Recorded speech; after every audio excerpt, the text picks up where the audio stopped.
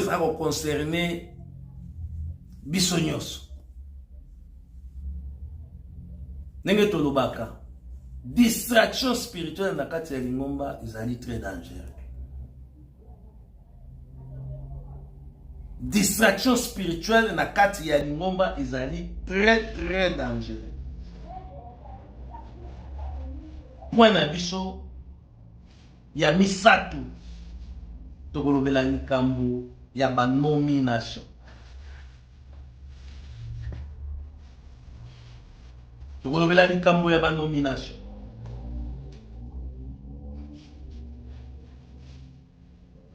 Ba nomination oyo kosalemaka na kati ya lingomba na biso. Soki totali ba déclaration ya bandeko na biso ya cabinet. Oyo na oki kosite kombo. Ndeko na biso papa apo. Déjà asala intervention moko ya kolakisa biso ndenge nini nomination esalemaka na kati ya lingomba na biso. C'est-à-dire cabinet a proposé amemi pa ya Mokonzabule atali a approuvé yango.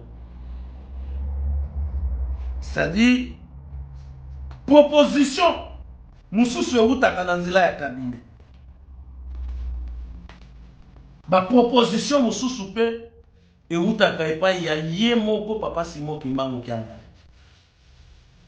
Neti cabinet ezali ya Mokonzabule baye bazali ko travailler na Mokonzabule na kati ya cabinet ya Mokonzabule pardon. Mokonzabule azali na confiance na bango.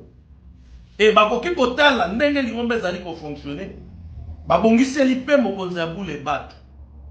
Keno papa awa tomoni mutu songolo mutu pakala koki kosala na esiko.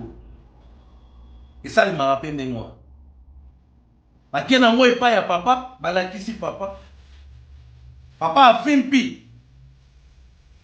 Soki asepeli atie signature et ba nomination wana etangemaka ba responsabilité epesamelaka biso bandimi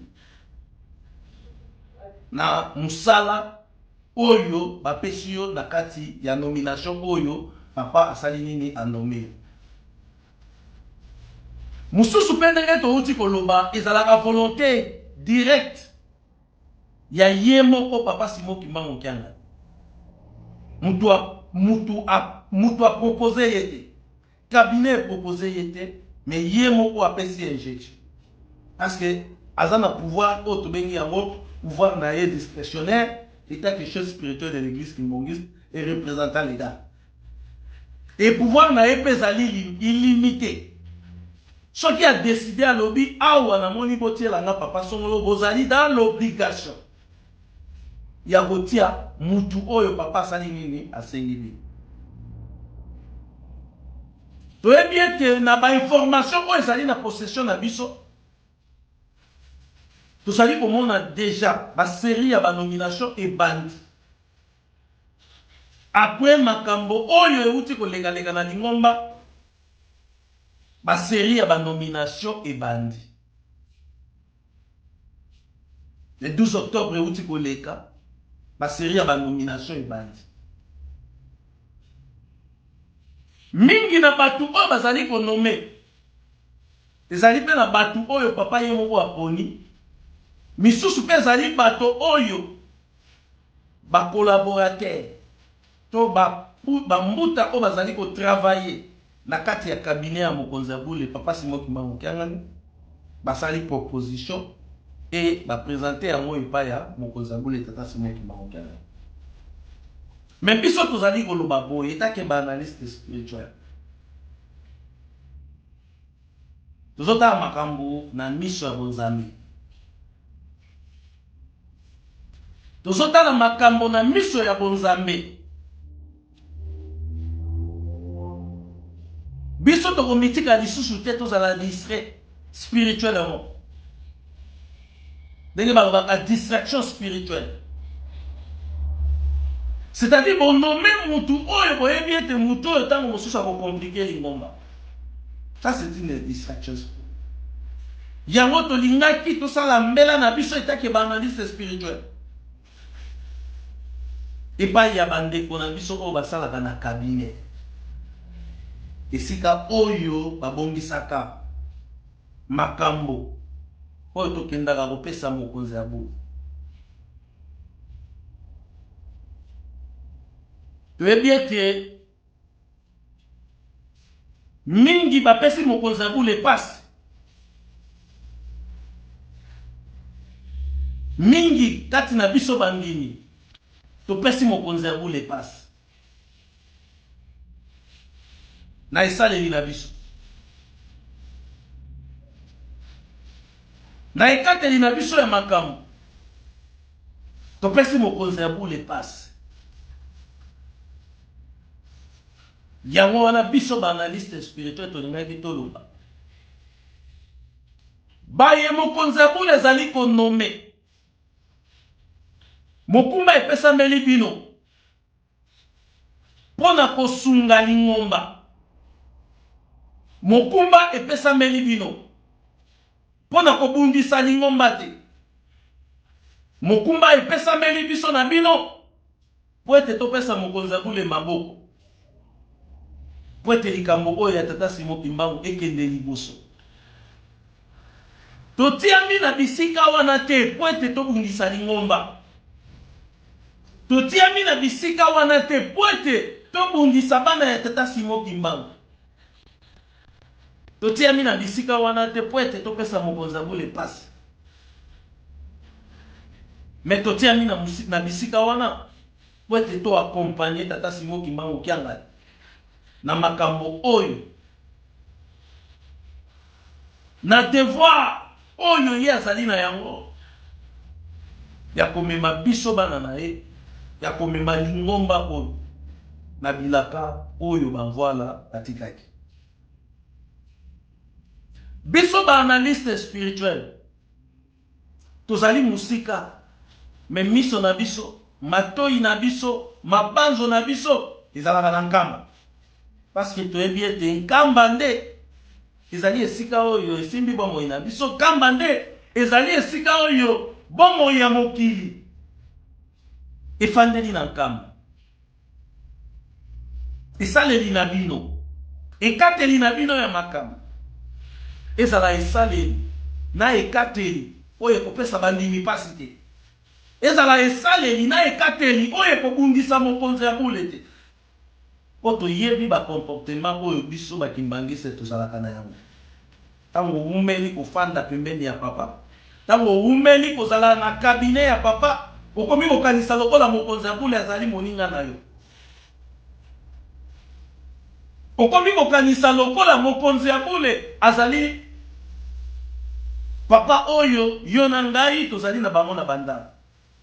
Obosani ya solo ete tata Simon Kimbangu Kiangala azali nzambe, po azali kokontrole mokili oyo oyo akelaki yo na ngai, oyo pe akelaki nyonso na kati na mokili.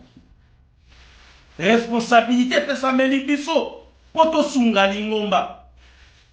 E bisika oyo yo na ngai pe tozali ezali baposte ya mvite, ezali baposte oyo tokoki koloba te nafandi awa mpona kufa awa. Soki lelo esepelisi mokonzi ya bule aloba ete lelo yo oza lisusu wana te, batia pe mutu mususu wana, ezali makambo oyo ekotia lingomba na pasi te, ezali makambo oyo yo na ngai tokobanda kosalela ba discours te, kolekela yango ntango mosusu na baetandoike mpona koluka défense. Mais soki epesameli na mokonzi ya bule ete yo lelo olongwa po ete moto mosusu akota, ezali likambo ya bitumba te, parce que avant yo ya wana mutu pe azalaki wana, e mutu wana pe balongolaki ye, nde yo osalaki nini koremplaçaki. Na se un message oyo tokopesa message uniquement pour na papa na biso pe papa Armel et tout. Pour na biso pe baye to proposaka bato oyo tozali ko nommer po ete mokonzi ya bule a nommé. C'est-à-dire ndenge balobaka ete cabinet ezali responsabilité na bango. Bato tozali ko proposer pa ya mokonzi ya bule. Bazala bato oyo tozali ko proposer bango pona intérêt ya lingomba. parce que lingomba oyo ezali likambo ya yo na ngai te, ezali likambo ya bato nyonso. Soki tozali ko proposer mokonzi ya bule bato parce que mutu songolo yende mutu apesi biso mutu wana. Mutu wana toyeba ete akosala na intérêt ya lingomba te, akosala na intérêt parce que mutu songolo mutu apesi ye mutu wana.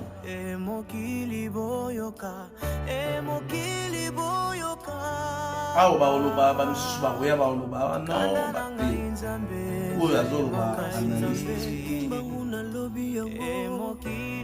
C'est-à-dire tango tozali kobongisa proposition ya kokende kopesa epai ya mokonzi ya bule tata Simon Kimbangu Kyanga, tosala effort tosunga lingomba ba proposition wana ezala pona ko défendre ba intérêt personnel na biso te, ezala pona ko défendre ba intérêt personnel ya mutu songolo to mutu pakala te, kasi ezala ba proposition oyo ekopesa mokonzi ya bule maboko, proposition oyo ekozala pona ko défendre intérêt ya lingomba. Kambe ezali na responsabilité ebele ya kotambwisa mokili, ya kotonga yango mpona koyamba mabota na mabota, ya kotonga yango mpona koyamba mabota na mabota. Me yo na ngai soki tozali kotia bato, bien tozali ko proposer mokonzi ya bule bato oyo bauti par exemple na ba recommandation ya mutu songolo mutu pakala, est-ce que bato wana bako travailler pour na intérêt ya lingomba ou bien bako travailler parce que bauti epai ya mutu songolo, bauti epai ya mutu pakala? Pona nini tolobi ndenge wana?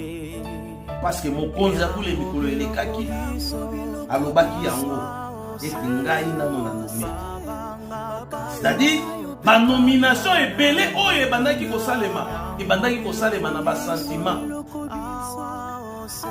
ya biso, surtout biso ba membre ya kabila. Donc nous avons l'obligation ya kopesa mokonzi ya bule tata Simon Kimbangu maboko na ndenge ya malamu oyo kopesa mokungu epai na ye epi epai na lingomba.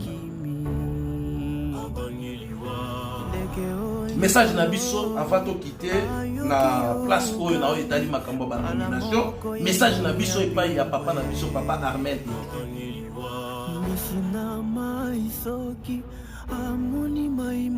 Lingomba oyo papa na biso Armel tomoni yo na nomination obimi deuxième personnalité na nomination oyo uti kosalema na mouvement ya MSSK. Mikolo elekaki lingomba ekotaki mbutu likolo ya yo papa na biso papa Armel. Ba accusation esalemaki na makambo oyo elekaki. Vous avez résisté parce que na kati ya ba nomination, na kati ya ba accusation wana to bandaki koyoka yango limbisanga peut-être pour na kozongisa makambo oyo parce que ezali makambo kala. C'est-à-dire biso etake bandimi tomonaki résistance na ngambo na yo, tomonaki résistance to etidie makambo ebele. Même mécanisme oye kosala lelo ozwi lisusu chance. Peu importe proposition oyo esalemaki, soit volonté propre ya ye moko mokonzi ya bule tata Simon Kimbangu Kyanga, soit volonté ya proposition oyo uti na nzela ya cabinet, mais responsabilité epesameli yo déjà.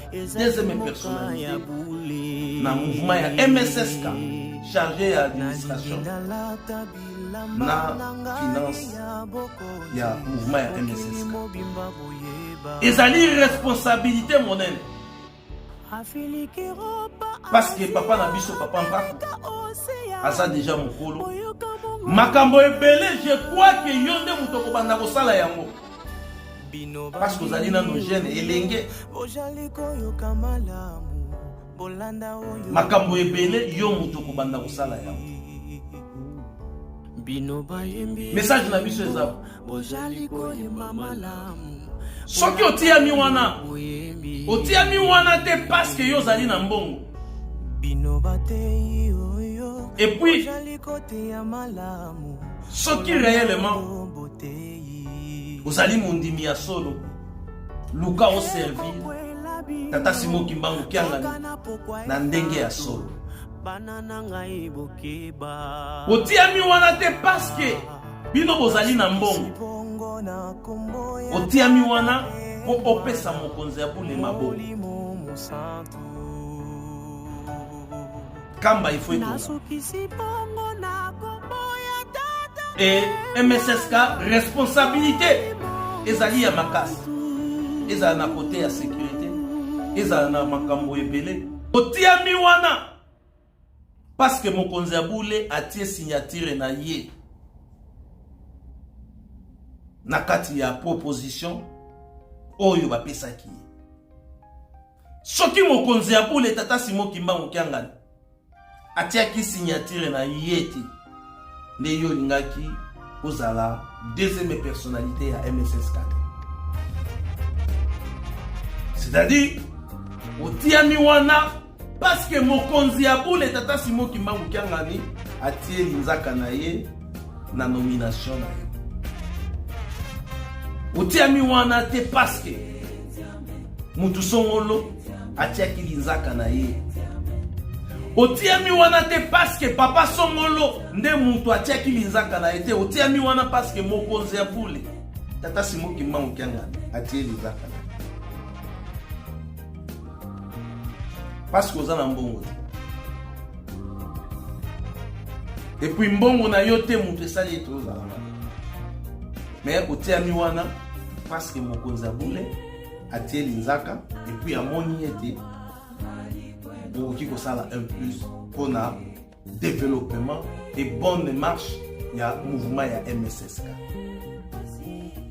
Biso ba analyste spirituel tozali ko nonga Dingomba oyo na miso ya bonzambe tozali kotala yango na liso ya bonzambe kaka ndenge toye koloba awa nde tango pe tokomona mabe tokoya koloba biso nyonso tosepeli opesameli mokumba po osunga mokonzi ya bule tata Simon Kimbangu Kiangani osunga pe Dingomba osunga pe ba conseiller ya mokonzi ya bule pe osunga biso basi pesa meli mokumba te po bundisa bangini. Pesa meli mokumba te po na ko protéger les uns et ba misusu bazala exposer. Pesa meli mokumba po na ko sunga mokonzi ya bule ko sunga Dingomba, sunga biso bangini, sunga pe de kotaisa. Biso tozali kotala. Isaleli na yo, elobeli na yo, ekateli na yo ya makambo, tokotala yango na liso ya bonzambe. Soki tomoni ya solo ete bososoli nano te biso tozali wana ndenge tozali koloba lere nyonso ba ambulance ya mokonzi ya bule tata Simon Kimbangu Kiangani na moma ya urgence tokoya tokobelela kaka ndenge tokobelela po epesa yo mayele epesa ngai mayele epesa pe biso nyonso mayele. Mokonzi ya bule apesi yo mokumba parce que opesi ye mbongo te, parce que ozali makasi te, parce que amoni ete okoki kosala un plus. Et luka oprouve mokonzi ya bule le contraire par rapport ya oyo nyonso bato bandaki koloba, par rapport ya oyo nyonso biso pe to bandaki koloba. Luka oprouve mokonzi ya bule le contraire. Kobundisa ete na esaleli na yo parce que papa songolo to papa pakalate muto a signé nomination wana po yo za mokonzi. Kobundisa yete na makambo oyo yo kosala tout autour parce que mutu songolo mutu pakala azali koyebisa yo peut-être sala bo. Po biso pe ba analyste kotika la simate. Uzali wana ka kuna kononga. mai mazali koleka na kati ya lingomba. Tozali wana pona kononga mai mazali koleka na kati ya lingomba. Parce que ba audio na bino mikolo elekaki tolandaki yango. Ba déclaration ya papa na biso papa apope tolandaki yango. Même yé moko pe papa apo ayekola aza na mayele. Lingomba oyo eza lingomba ya molimo mosala. Batambwisaka yango na ndenge ya divagation. Toyebi ba je ebele oyo papa apo aloni na kati ya lingomba. Mais posa na biso ezali to changer. Bino bo changer, biso pe to changer, to sala makambo oyo ekosepelisa mokonzi Bule, to sala makambo oyo ekomona na miroir na miso ya bandi. Ezate ke na molili na kobatama tozali kobongisa makambo mosusu, na polele tozali kosala makambo mosusu. Biso tozali kotala makambo oyo molili tozali koyeba soki esengi to bima to belela to obele. Oyo malamu soki pe esengi to bima to lobela yango to lobela yango. Yango yona ngai esika tozali tozala mayele. Lingomba oyo eza na mutu ata moko te ya kobeta tolo. Poste wana ozwi yango na equivalent ya mbongo te. Po biso toyebi ete nyonso oyo esalemaka na kati ya lingomba na biso tosalaka yango na ndenge moko ya bénévolat ou bien de manière volontaire. Ezala opesi ba million. Biso ebele topesa ba sacrifice ba papa na biso ba sacrifier ba misala na bango po ete lingomba oyo etongama meto déclaraka te. Eza na mutu ata moko te oyo azwi éducation kimbangise oyo apesa contribution na ye po ete lingomba etongama aya ko déclarer alobaki voilà nga esika songolo na kolongwa te parce que biso tosali mingi parce que eloko boye biso batu tosalaki yango. Responsabilité opesa melio ezali te parce que opesi mbongo, ezali te parce que opesaka mbongo, ezali te parce que yo zali na mbongo po biso na kati ya lingomba tokoki koteka lingomba oyo te epai ya batu ko bazali na mbongo. Lokola yo zali na mbongo bapesi yo poste moko boye alors okomi ko traiter mokonzi Bule, okomi ko traiter bandimi, okomi ko traiter banganga Nzambe lokola ndembo ou bien lokola babi oyo yo kobanda kobeta yango lokola Nintendo. Biso tozali kotala lingomba esika tozali komona malamu te tozali koloba yango po ete tobongisa. Mukumba epesa melio papa na biso papa Armel zwa musala bapesi yo au sérieux. Keba na ba conseiller pe mususu oyo yebi ete bakotia yo na difficulté. Parce que mingi tozali koloba ete tozali sima ya mokonzi Bule. Mingi tozobundisa mokonzi Bule. Mingi tozali koloba tozali sima ya mokonzi Bule tata Simo Kimbangu Kiangani. Mingi tozali kobundisa et raison pour laquelle papa Mbenza utaki koloba yango mikolo uti koleka. Si je ne m'amuse pas entre papa Mbenza ou bien papa Simo Kimbangu Kiangani. Balobaki yango bitumba ya kati. Bitumba tozali na yango ezali na kati ezali pe na libanda. C'est-à-dire bao bazali na libanda bazali kobundisa biso de manière d'une autre. Mingi pe bazali na kati bazali kobundisa lingomba oyo de manière d'une autre. Alors papa na biso papa Armel et tout responsabilité. Il y a administration, il y a MSSK ezali na maboko na yo et papa na biso papa Mpako déjà comme mukolo, ce qui veut dire yondo zali ko assumer responsabilité ya mouvement ya MSSK. Sécurité ya mokonzi Bule. Sécurité ya ville sainte. Sécurité ya ba paroisse. Ezali na mutu na yo. Ezali na mutu na yo. Biso tozokengela lingomba na miso ya bonzambe. Sala mosala soki oyebi te luka bampaka baoyo balekaki bakolakisa yo malembe. Parce que kotambwisa mouvement ya MSSK na ba rigueur oyo ezalaki na tango ya kala. Ndenge na utaki koloba na émission na ngai la fois passée. Papa Simo Kimbangu Kiangani likolo ya kotosa mibeko akotaki boloko na premier poste. Rigueur ya musala. Rigueur ya musala ezali très important pona lokumu ya lingomba, pona lokumu ya mokonzi bule, pona lokumu ya mosala oyo bangwala bayaki na yango kati na biso. Voilà batata ba maman ba point oyo tozalaki na yango na mokomwa lelo na moni ete émission na biso ya mokomwa lelo tozwi tango molai. Je crois que totiki point moko oyo tokolobela yango na émission oyo kolanda mbala ya sima. Point yango nde tobaki ezali oyo ba papa batikaki terme wana eloba maka bosala tosala oyo ba papa batikaki. Papa Fumambanza, papa Simoki Maokianga ni pe alobaka yango posala biso ezali tosala oyo ba papa batikaki. Prochainement nde to promettre bino tokosala oyo ba papa batikaki, mais biso tokopesa ba indice ya makambo oyo biso na yo tozali kosala, mais ezali oyo ba papa batikaki.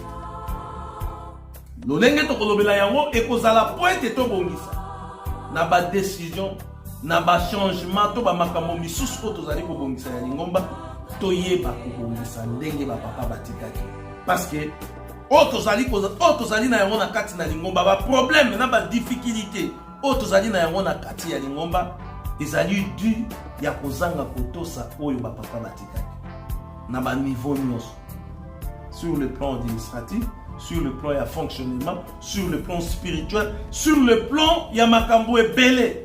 Biso lokola tozali na miso ya bonzambe tozali komona makambo na ndenge ya bonzambe nde tokoluka topesa ba indice na makambo oyo ba papa batikaki oyo pe biso tozali komona ete ba papa batikaki boye te, mais biso to changer yango tokomeka topesa mo éclaircissement pona baye bazwaka ba décision bayeba mbala ya sima bayeba ndenge nini bakoki kobanda kobongisa malembe po ete tozonga esika papa Simoki Maokianga alobaki compteur à 0.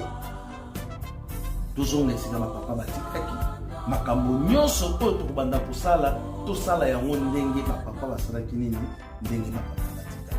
Voilà batata ba maman émission na biso ya mokomwa lelo tokosukela bawa. J'espère que oyo tobetisi libaku bolimbisi biso, mais ba émission na biso ndenge tolobaka lere nyonso ezali ba analyse spirituelle. Tosalaka yango na sentiment te, tosalaka yango na plaisanterie te, tosalaka yango po ete yo sepela te, kasi tosalaka yango po ete Nzambe asepela. Nzambe soki asepeli oyo Nzambe abongiselaki yo na ngai nde tokozwa yango, kasi soki Nzambe asepeli te yo na ngai tokosepela nini. Ngai wa bino Guy Laurent Lobela analyse spirituelle nde tokokani na bino mbala ya nsima na ba version mosusu oyo ndenge tolobaki chaque semaine tobanda kosala effort toproduire bino émission moko to mibale po ete bino na esika bozali toyeba kosavoure ba émission ya analyse spirituelle. Boluka biso na TikTok, boluka biso na Facebook. TikTok na biso ezali Kimbangu, et puis Facebook na biso ezali le Kimbangisme marche, et YouTube na biso ezali Africa 21 TV, et WhatsApp na biso bokotala numéro ezali wana. Tozali na groupe oyo tobengi yango les ambassadeurs, esika nini tosangisaka mayele pe totiaka ba video na ba enseignement oyo etambolaka presque na ba paroisse partout dans le monde. Peut-être que bino mbala ya sima. Ciao. Bonjour à tous les téléspectateurs et abonnés de votre chaîne préférée, Africa 21 TV. Je suis Marie-France, journaliste d'investigation et chercheuse indépendante au sein de la rédaction. Africa 21 est nouveau monde. À tous les téléspectateurs et abonnés de votre chaîne préférée, Africa 21 TV. Je suis Kimpa Matondo, qui a bienvenue, chercheuse indépendante et analyste dans le domaine de religion africain. Africa 21 est nouveau. Bonjour mesdames, demoiselles et messieurs, chers abonnés de Africa 21 TV, chers internautes. Je suis Guy Laurent Lobela Litanda, chercheur indépendant et journaliste d'investigation. Partagez, commentez et likez nos publications. Votre soutien permet à d'autres de découvrir ces vérités spirituelles. Merci pour votre fidélité et votre engagement précieux.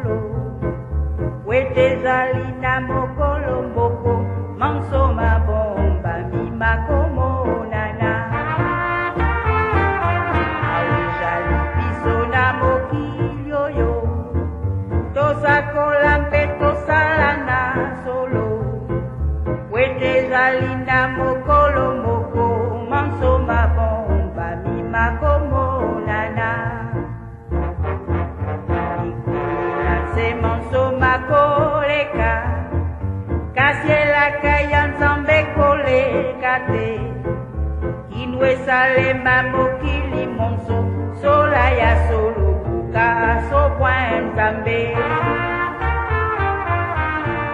nanse monso makoleka kasiela kayanzambe kolekate inwe salema mokili monso sola ya solo buka si bwanzambe